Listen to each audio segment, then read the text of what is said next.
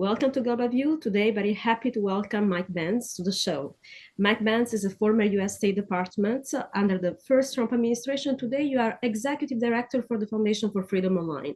Your work has been instrumental in exposing the censorship industrial complex, a system where government and private entities collaborate to control online narratives. Thanks for coming to the show. Thanks for having me. It's an exciting time. Yeah, Mike, I actually thank you for joining. And also to start, and given your expertise, I would like to ask you a very first question, which is, how have you seen censorship specifically display out in discussions surrounding Ukraine? In particular, for investigative journalists like myself who reported on the topic, we've been highly censored, not only on online platforms and mainstream media, but also through a real system of algorithm that were suppressing certain stories. How this war in Ukraine, the narrative about the war in Ukraine has been suppressed by those forces? Well, it all started in Ukraine, actually. Ukraine is at the epicenter of this because Ukraine, to fully tell this story, you sort of need to, I guess, the audience sort of needs to appreciate what the government is doing in the field of speech in the first place. You know, it's the government has had this very long role with media organizations, at least dating back to the 1940s when we moved from a formal empire into sort of political warfare rather than warfare through tanks being the primary mode of maintaining influence over other countries. Rather than military occupation, you would have political vassalage. And that was there was a doctrine called the inauguration of organized political warfare by George Kennan, who was the guy who would go on to pen the plausible deniability doctrine that gives the CIA its cloak to deny a U.S. government involvement effectively in covert operations. There was this whole switch from the Department of War to the Department of Defense. Basically, as empire became functionally illegal, or at least illegal through military means after World War II, we had to re-engineer our entire national security state and our foreign affairs, foreign interest organizations to move towards soft power rather than hard power.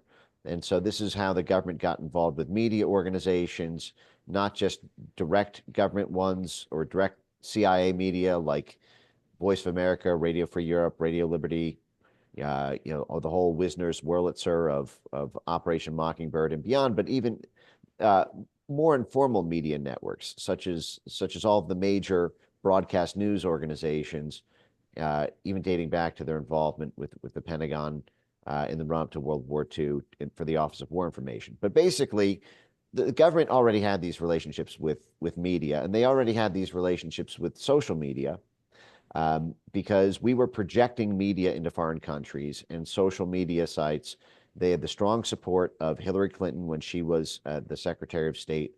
If you folks remember, the Arab Spring was sort of the capstone of the success of Obama's foreign policy, when free speech online was effectively what toppled the adversary governments of the Obama administration. And so there had been hundreds of millions of dollars poured into this. In the 1990s, DARPA made a big project out of things like Tor and end-to-end encrypted chat and VPNs, so that CIA-backed dissident groups would be able to speak to each other and have free speech without authoritarian governments cracking down. But what happened in 2014 is all of that came to effectively a screeching halt.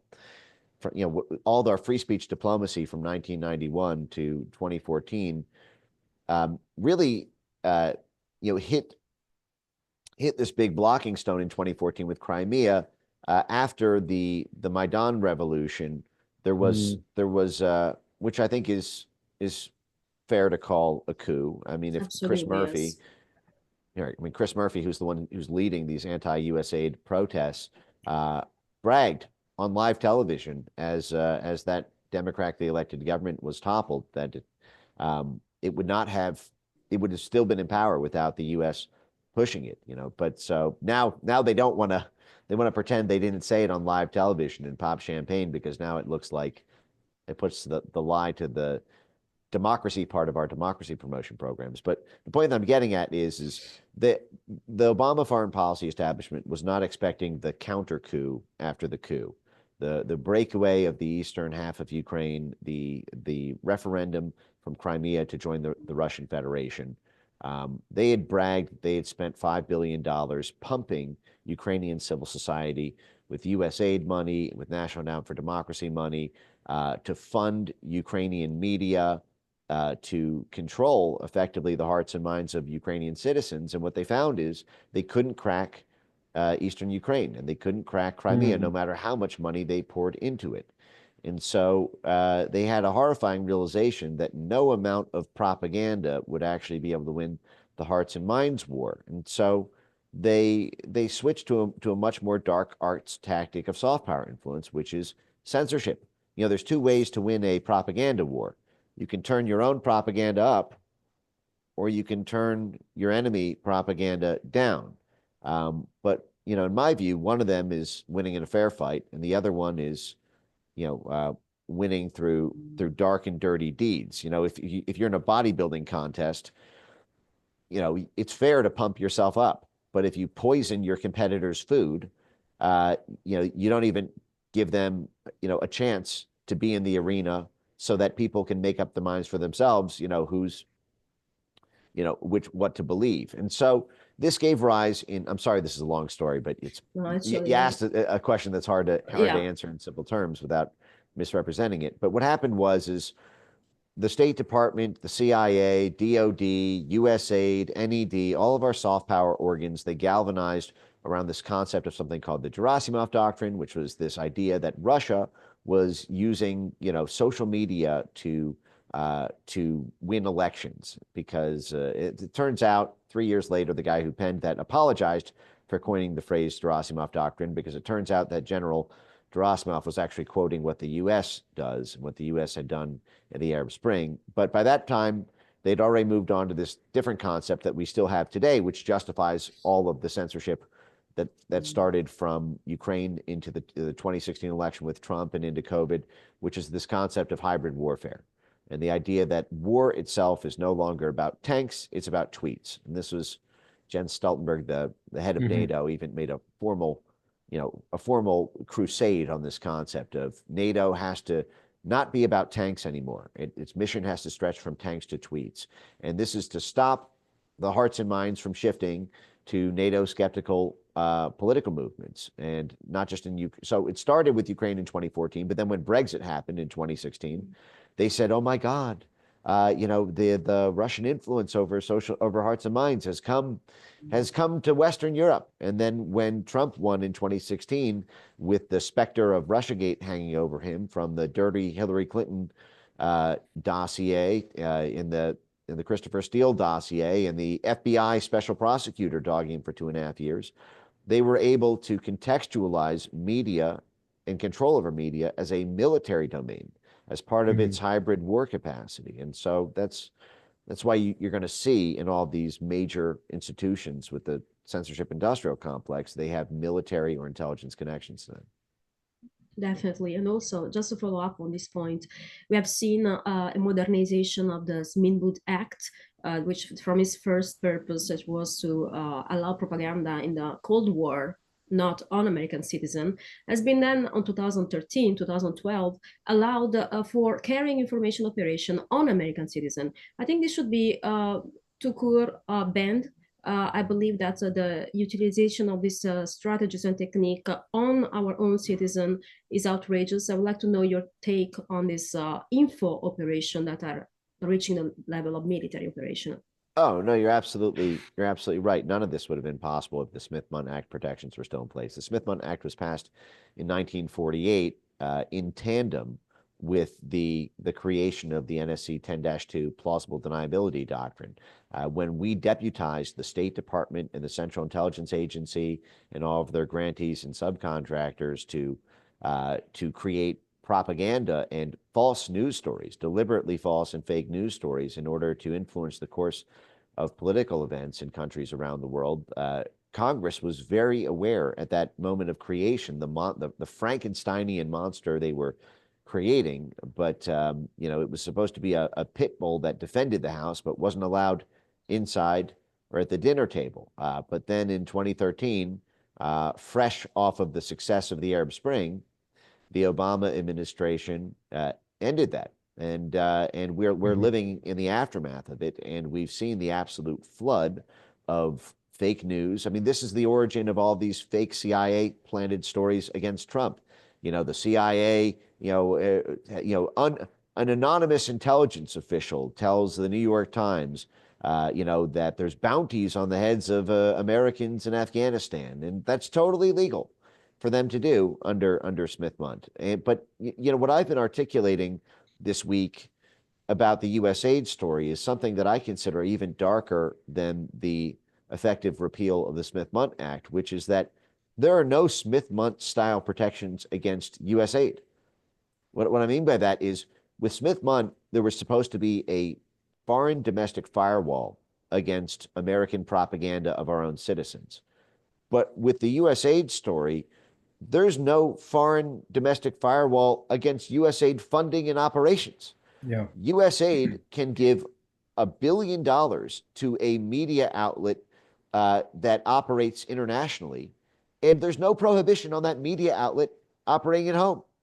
So they can fund, the Poynter Institute, for example, which is the major umbrella group for all of the social media censorship fact-checking orgs. Every single fact checker that Meta employs or Google employs or that Twitter 1.0 employed had to be a credentialed member of the International Fact-Checking Network, which is housed under Poynter. And Poynter gets dozens of grants from the American government in order to do fact-checking work in foreign countries, in Malaysia, in the Philippines, in sub-Saharan Africa, in Eastern Europe. Well, guess what? Poynter operates at home. So you're pumping them up with financial ammunition so they don't need to worry about their bottom line. You're padding the bottom lines. This was like if Raytheon moved into the censorship space and was censoring First Amendment protected speech while getting tens of billions of dollars in Pentagon contracts from the Pentagon. They don't need to make a dime on that line of business because their margins are all being padded by the foreign-facing work that they're doing. And so you see this time and time again, whether that's USAID's pumping up of media institutions, their role in social media censorship, like having formal programs to coerce foreign countries to pass censorship laws to target U.S. companies, like their work on prosecutors. USAID funded the OCCRP, which turned around and used that $20 million from them to dig up dirt on Rudy Giuliani's work in Ukraine and use that as the basis for the Trump impeachment in 2019. Now, nominally, that was supposed to be OCCRP, the Corruption Reporting Project, for their network in Eastern Europe. And so Ukraine was on the table, but they turned around and used it against Americans. So I agree that the Smith-Mundt conversation is very important. It's a complicated issue because of the internet. I think the justification for the Smith-Mundt repeal in 2013 was that our intelligence services have to use social media, and there's simply no way to be able to, with a World Wide Web and with the maturity of social media as it had reached. Because remember, at that point, social media had only been around for 7 years in 2013.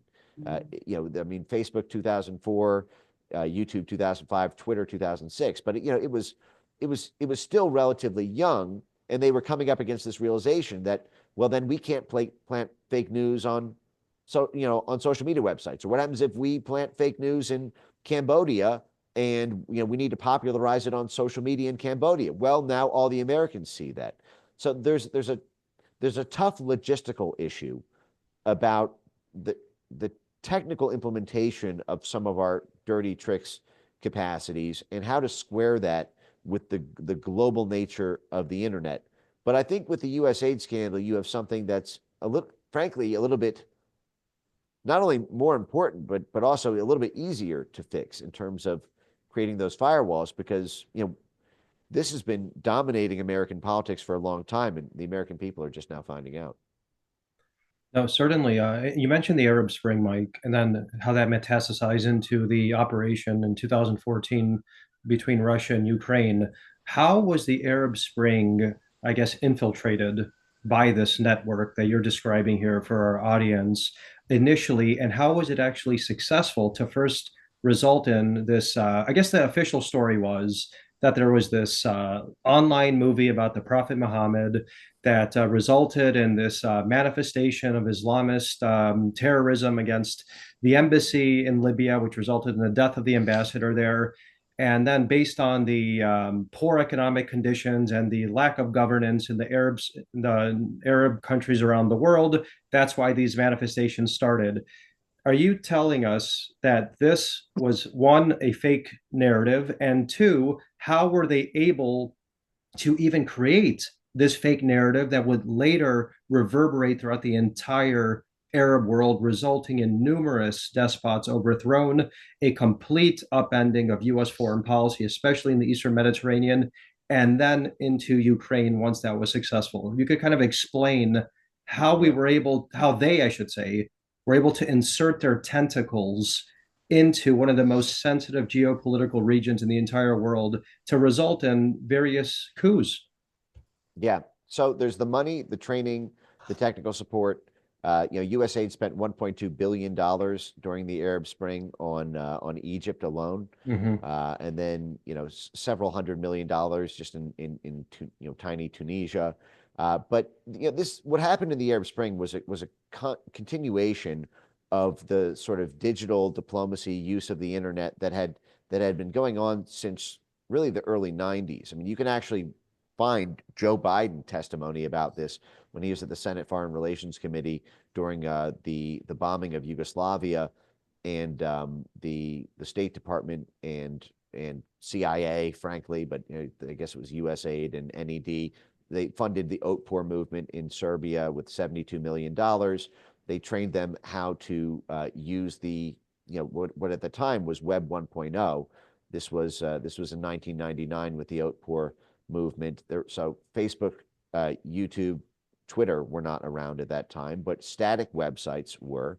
And what the U.S. State Department did under the doctrine of what they called digital diplomacy or statecraft 2.0 was in tandem with funding the political opposition groups. In the Serbia case, it was Otpor and its related networks. It was mostly young people, student groups, the very people who have little to lose and much to gain if they inherit the reins of a government without having much prospects under the previous one. And what the State Department did is they funded them. They actually sent them computers. They sent over U.S. advisors to teach them how to set up websites, how to update and maintain them, how to advertise them to the local population. At the time, that was organized by the State Department and its related grantee networks under the idea that Slobodan Milosevic was cracking down on the free and independent press in Yugoslavia, and that the great thing about the World Wide Web is, an authoritarian government couldn't take down the website. So it's like a torch that you can't blow out, that the authoritarian government can't blow out. And I totally agree with that sentiment. That's why I think there should be a free and open internet everywhere, whether that's Ukraine, the former Yugoslavia, China, you name it.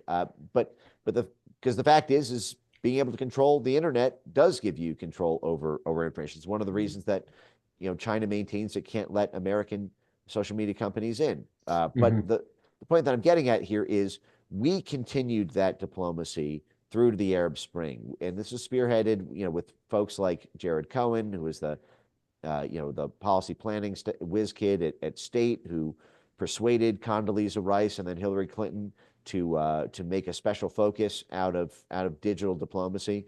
But we poured the money in, we taught them, we trained them. There's just an unbelievable quantity of write-ups about the National Endowment for Democracy's role in this, in particular with respect to the social media nature. And you'll even see this in academic white papers today that are sponsored by DARPA or sponsored by the State Department in terms of military strategy and whatnot, where they'll break down the utility of different social media websites for rent-a-riots. You can this was something I've posted about, for example, during the Telegram debate. if folks remember, Pavel Durov, the CEO and founder of Telegram, was arrested by the French police when he Yes. left his non-extradition country. And well, 26 U.S. government-funded NGOs all protested and condemned and effectively threatened the Russian government in I think it was 2018, 2017, 2018, when the Russian government threatened to ban Telegram in the country because folks like Alexei Navalny and others were using Telegram as a secure end-to-end encrypted, government can't read your communications, style, chat app. And so we loved free speech. The U.S. government loved the Telegram's free speech capacity and its capacity to evade authoritarian governments when it was useful in Russia and when it was useful in Hong Kong. This is another thing that DARPA spilled a lot of ink on. And when it was useful in Ukraine. One of the reasons that that Pavel Durov says he even started Telegram was because he had previously been running VK, and VK was being used by the Maidan protesters. They would hashtag the movement at the time. They would say on Facebook and on Twitter what street corners to meet at, and you could turbocharge a riot by having everybody know where to go. I mean, imagine how much harder it is to do that if you don't have social media to tell people where to show up to the riot. And so the Russian government got wise to that and tried to basically threatened Durov with that VK wasn't allowed to do that, and Durov resisted them, and he had to turn over the whole platform to the Russian government, and so he put his faith in the West. But the problem is then the 2022 Russia-Ukraine war happened, and by that point, 72% of Ukrainians were using Telegram, and there was a concern that Russia may have had access to Telegram's back end, and so Voice of America or Radio Free Europe, Radio Liberty had this big hit piece a month before the arrest, saying that Telegram is a spy in every Ukrainian's pocket. But the other part of it that they mentioned was that Russian propaganda, Russian-favored news narratives were being accessed by Ukrainians, and it was changing Ukrainian hearts and minds and their opinions about the war. There were all of these very popular Russian favoring news Telegram channels, and NATO had no way to shut them down. And so they demanded that Pavel Durov install these rapid response units. And so, we arrested him basically because he didn't do the thing that we used to sanction countries if they did. I worked on a documentary in Ukraine precisely about what you're talking about, how Maidan was actually infiltrated and it was triggered by this operation. And at the time, I have been actually accused of conspiracy at the best, which basically is dismissal and denial of every piece of information now has been corroborated by these last things coming out. You mentioned the USAID funding, also this disinformation campaign against Rudy Giuliani was part of this documentary exposing evidence of corruption of the Biden family in Ukraine. But at which extent this corruption and collusion between government and private agencies funded by the government to carry information operation goes? Because we see that all this info operation have been translated also in judicial prosecution, like in the case of Giuliani. And this is actually the aspect that is probably the most troubling of them all. One thing is to influence, another thing is to actually indict. I'm so glad that you brought that up. So, for example, in the case of Ukraine, 90% of Ukrainian media outlets are U.S. government funded.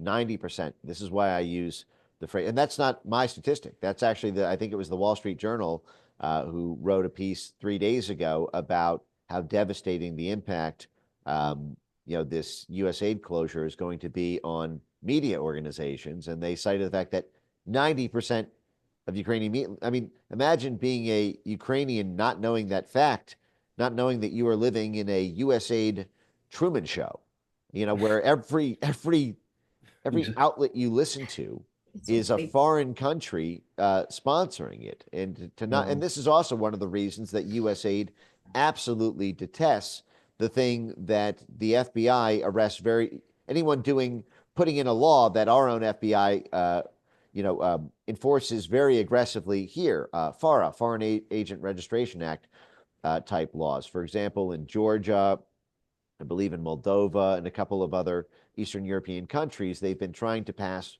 FARA-style laws where you have to disclose if you're on the payroll of a foreign organization. And USAID all but threatened the life of the people in the Georgian government and several other countries who've tried to do this lately. There were actually serendipitously the outbreak of riots and mass street protests and people throwing Molotov cocktails in police cars over a law that the parliament was considering simply requiring civil society organizations and media outlets in Georgia to disclose their sources of foreign funding.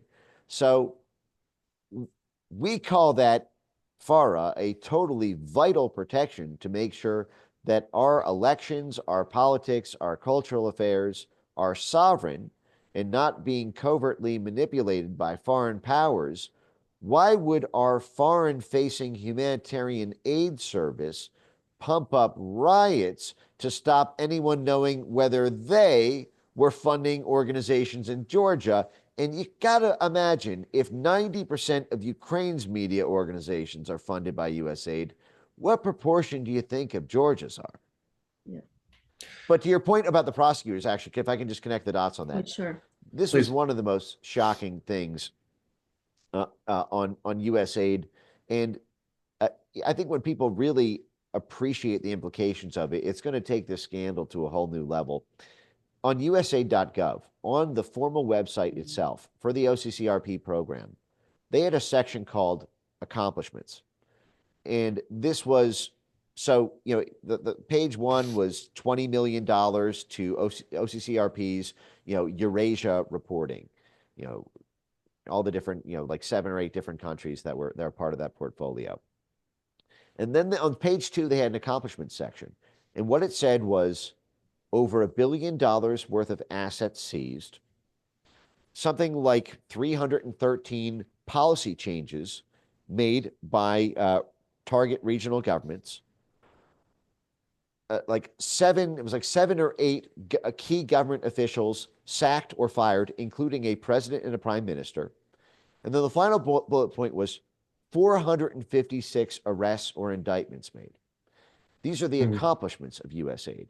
So USAID on USAID.gov is claiming that their $20 million of investment into mercenary media, hit pieces for hire, had generated $1 billion. So it was $1 billion return on investment on 20 million. But that why are they bragging that they toppled 2 governments? Why are they bragging about policies being changed at these countries? They don't even say whether those policy changes are good or bad. Now, we know they'd only list them if they were the policies they wanted, but they are literally rigging the media in order to rig the rule of law.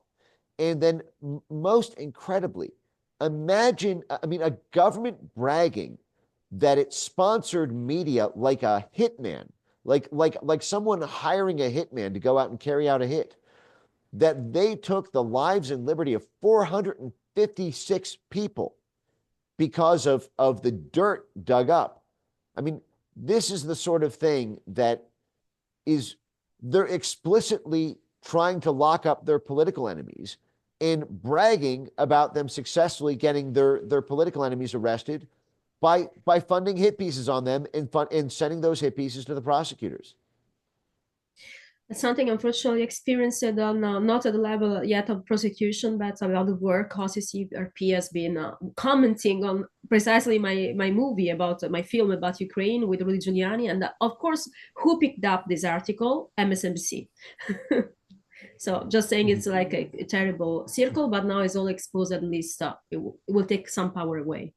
Right. Well, the fascinating and twisted thing about the USAID Truman Show, that everyone's living in this sort of movie that's directed by USAID administrators, is that whenever that happens, it won't just be MSNBC. They have a ready-made swarm, a network of hundreds, and around the world, thousands of media assets to play like a symphony, whatever the news narrative that USAID wants them to play is. With OCCRP, not only did USAID have and state have control over their hiring and firing decisions, but OCCRP had to submit to them at the start of the year all the topics and targets they intended to cover.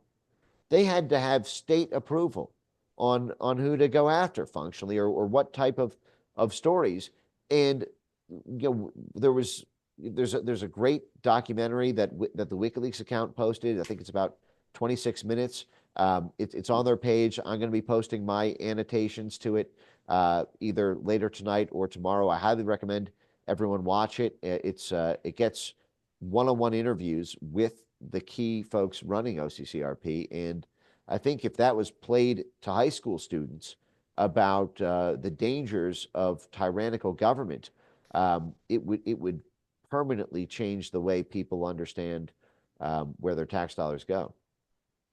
Mike, based on what you've described here regarding X and other social media platforms, these are no longer platforms to share cat pictures, family pictures, or selfies, but we're talking potentially about a global situation room in which Beijing, Moscow, Washington, Brussels, London, and other capitals around the world are actually war planning based on how they will interact with citizenry of the world, adversaries and allies. So the question really is, how does somebody like Elon Musk or Mark Zuckerberg or some of these other tech titans square freedom of speech, which we have in the United States, but other countries don't have, with potential national security considerations that could be utilized by our adversaries to rile up rallies or to spread disinformation that could result in violence in the United States or around the world. So I think this is something, based on what you're saying, that we're going to have to think about very clearly and carefully, I think, especially during the Trump administration. So, how will both President Trump and the tech oligarchs square their advocacy for freedom of speech with national security based on the potential for social media being the new situation room of the world? Well, we do have a Supreme Court right to hear propaganda from other countries, here on the homeland. I mean, I think that was litigated 20, 30 years ago and hasn't really been challenged. I mean, you do have a right to hear what, foreign governments have to say. Now, at least here. Now, other citizens don't have a First Amendment right, and so we can go out and stop Ukrainians from hearing Russian propaganda, Exactly. or try to stop Venezuelans from hearing Chinese propaganda. But the nice thing about where we are is we've really not had to encounter that issue in any serious way yet. When you look at what was done, the allegations about Russian interference on U.S. social media during the 2016 election were a total joke. They were a complete and total hoax. I read the CIA analyst memo, the CIA, the public-facing side of the CIA analyst memo about Russian interference on social media in January 2017, the day it came out. And the whole thing was a total farce. The only thing they could cite about Russian interference on U.S. social media at the time, this is before they settled on bots and trolls, which, the only known ones that we know about in any real serious way happen to be ones that we know that they made, like the giant New Knowledge scandal.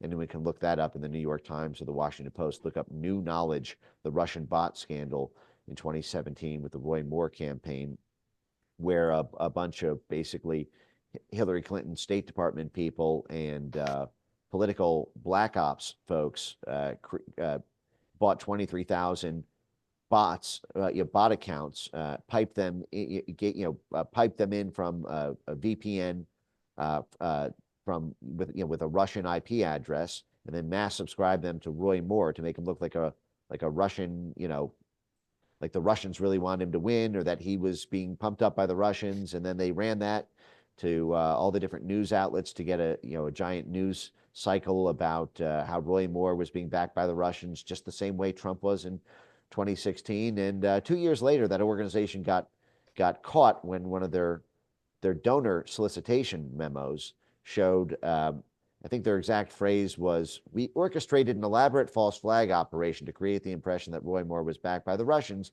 Please give us more money so that we can do this to other people."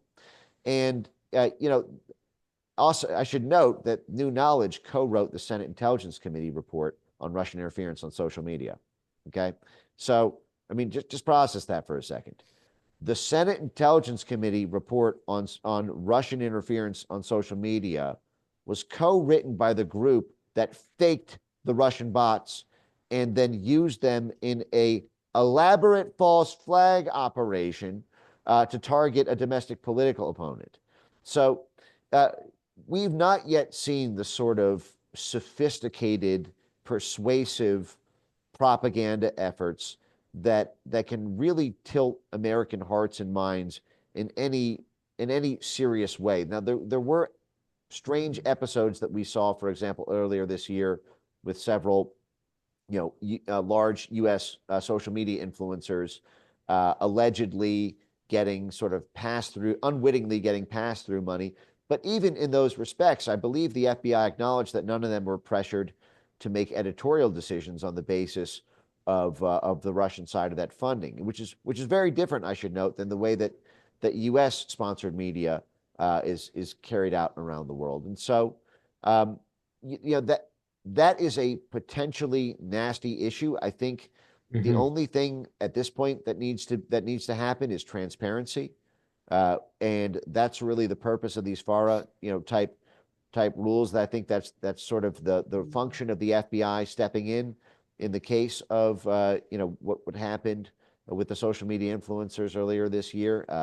Although unwittingly, that's not a crime, and that's I believe why none of the Americans have been charged. But that's an important bridge, but one where I think we're still a long ways off from having to cross. Yes, and actually, it's a really sensitive issue, the one of censorship. Of course, censorship is not simply deplatforming voices that are inconvenient, but it's also allowing this massive disinformation campaign against everyone who expose a different narrative from the mainstream. We've seen it with many people even facing judicial prosecution, as I mentioned before.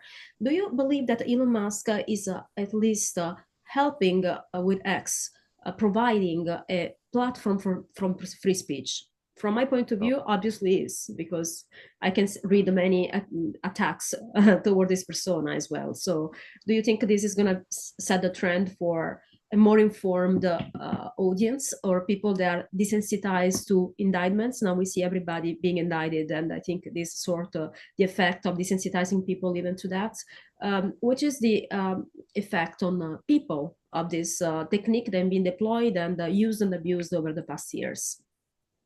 I think Elon Musk has been the single greatest force for free speech in human history. Yes, I agree. I don't even think there's a close second. Now, he's not perfect. No one is. There's still a lot of, there's a lot of difficult decisions that need to be adjudicated about X's terms of service as X scales and proceeds along Elon's vision around X money. The fact is as X becomes a sort of banking institution online with X money, just like PayPal, you're going to run into the same sort of banking barriers that happened when Visa adds someone to a match list. PayPal famously, the leaked documents came out in 2019 where they had a category called anti-immigration, where basically they had a whole blacklist of social media users who they considered to be anti-immigration activists, and banned them from PayPal simply because of their speech there. I mean, you're going to see foreign governments putting pressure on allowing X there. If if money flows are allowed to certain things, and so that there's going to be a tension there. And look, there is a delicacy to every system when you have when you are putting its integrity on the back of a human. Everybody's got good days and bad days. I think Elon is as solid a rock as they come. At the same time, you social media companies have always tried to remove the human factor as much as possible by creating systems and having the systems, sort of take care of the day to day rather than having the more centralized discretion, over who is allowed or not allowed, or who's monetized or not monetized. Right now as we speak, for example, the ability for monetization on X is still subject to X's sole discretion.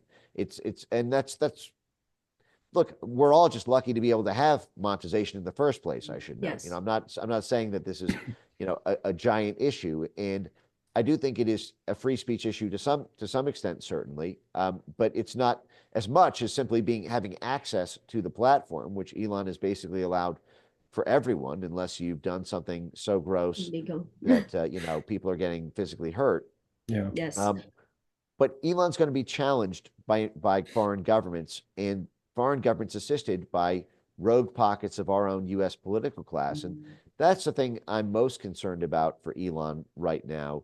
And that I want, White House and State Department folks, it's not just Elon, obviously, it's all American U.S. tech platforms and social media companies who are going to be under the gun of this. But we need to get back to free speech diplomacy. That's what won us the Cold War. And for 8 years, we were pretty much a silicon curtain, not much better than the Iron Curtain. And the skies are clearing now, but we need to ship that vision around the world. And I think that will greatly redound to U.S. interests. Absolutely. And Mike, one final question from us, and thank you very much for taking your time to answer so many questions today. There's a long-running joke around the world that when the Chinese go to various countries, they deliver hospitals, bridges, and roads. When the U.S. goes to these countries, they deliver speeches or vendettas or whatever you want to call it. USAID has obviously been a massive story this week, which you have been at the forefront covering, especially regarding the rot and corruption that really pervades the institution, its personnel, and its function.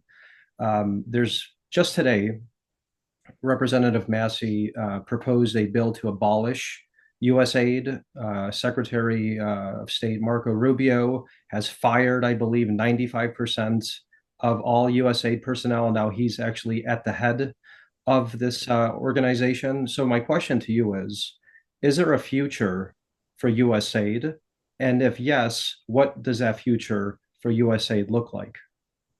Yeah, absolutely. The USAID's function is going to obviously continue under the State Department, but there it will be. I mean, it's too vital for U.S. soft power projection, and frankly, even if you wanted to, you're never going to get past Republicans in Congress who are bankrolled by, let's say, multinational corporations and military contractors and energy companies who all rely on U.S. soft power in the region for them to extract resources or have import-export markets and the like. Yeah, so there's no doubt that aid work will continue. Humanitarian assistance, sponsoring media organizations, work with public health systems, poverty relief programs, literacy programs, educate, funding universities, all that obviously will, but it is going through a moment of total auditing. If folks remember the famous quote about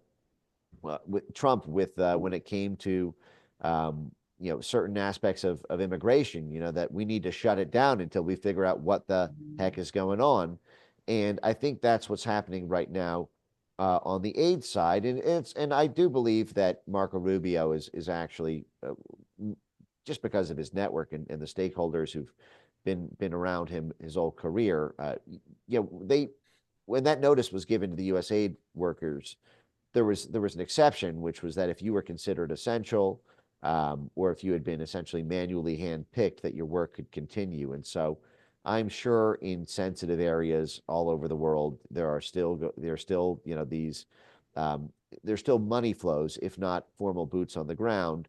But you know, the main reason to move it to state is that that puts you within the National Security Council interagency consensus building. That puts you, you know, in a place with much more public facing, much more accountability. You can't hide it on the books. You can't use the same sort of labyrinthian sprawls of money laundering.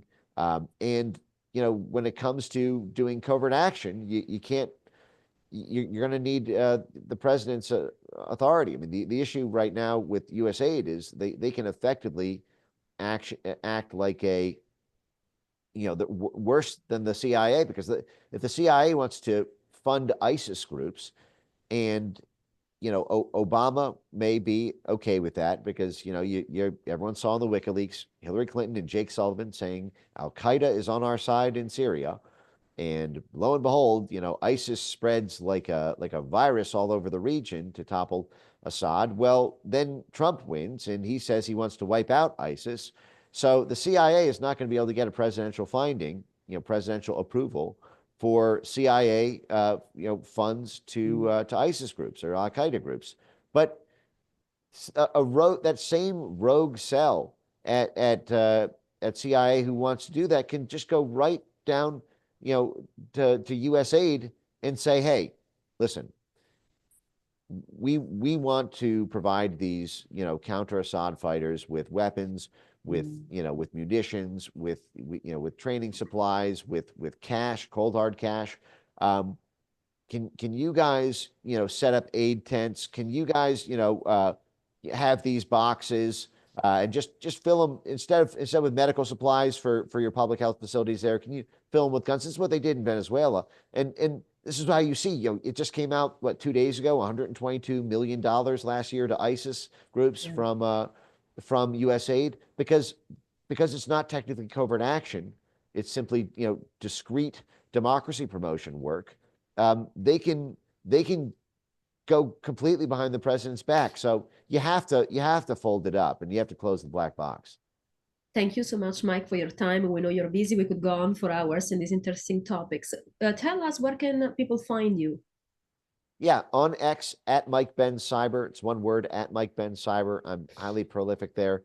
And my Foundation for Freedom Online work is available at foundationforfreedomonline.com. All one word. Thanks. Thank you so much for being with us. Thanks so much, Mike.